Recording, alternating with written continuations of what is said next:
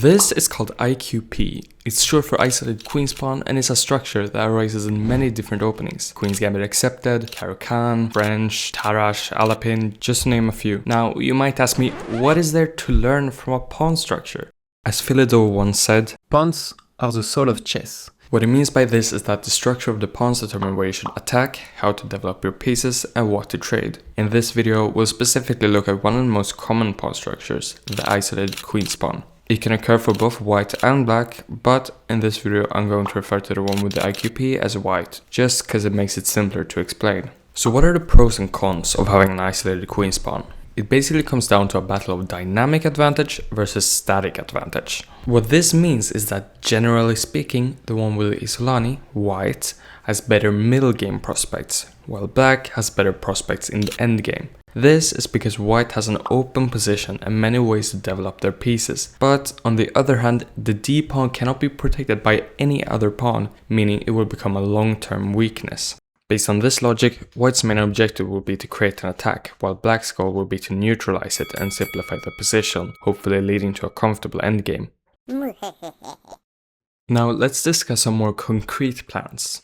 Let's start off with white. First off, create a kingside attack. As I mentioned before, we need to be dynamic, and the best way to do this is to develop the pieces in a way that we can create a kingside attack. For example, most plans will include the moves knight e5, bishop g5 and queen d3, followed by a bishop maneuver to create a battery. Rooks are typically placed on e1 and d1, or sometimes c1, and a rook lift is a pretty common idea. Now on to the second plan. Break in the center with d4 to d5. It seems counterintuitive to neutralize the position and make the pawn structure symmetrical. However, the thing is, in these structures, black is usually a bit cramped or underdeveloped, and if they allow us to open up the position with d4 to d5, they can be in some serious trouble. For example, here after the exchange, they cannot trade the queens because that will lose material. Therefore, they go bishop b7, and after we move away, they develop their queen. It might look fine at first, but white's attack is quicker than you might think. Bishop g5 and black has a take, and now there is a checkmate threat. h6, and instead of retreating, we implement the rook lift. Black goes knight a5 in an attempt to put it on c4, but we have queen g6. The bishop is pinning the f7 pawn, and now checkmate is basically unavoidable. But what if we had the black pieces and we were playing against the IQP? The first plan is to trade pieces. We especially want to trade white's good bishop, the light squared one. This won't be easy, but if we have the opportunity, it's massively in our favor because it slows down white's attack, while also making it harder for them to push d5.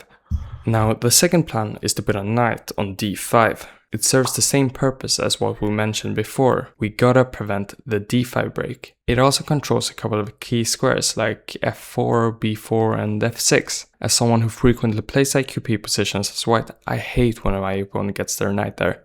I'd also like to add that in an endgame, a rook, bishop or even a king will be strong on this square. What matters is that we stop the pawn from advancing. If you want to read more about structures and positional concepts like this, there is a completely free website called thechesswiki.org.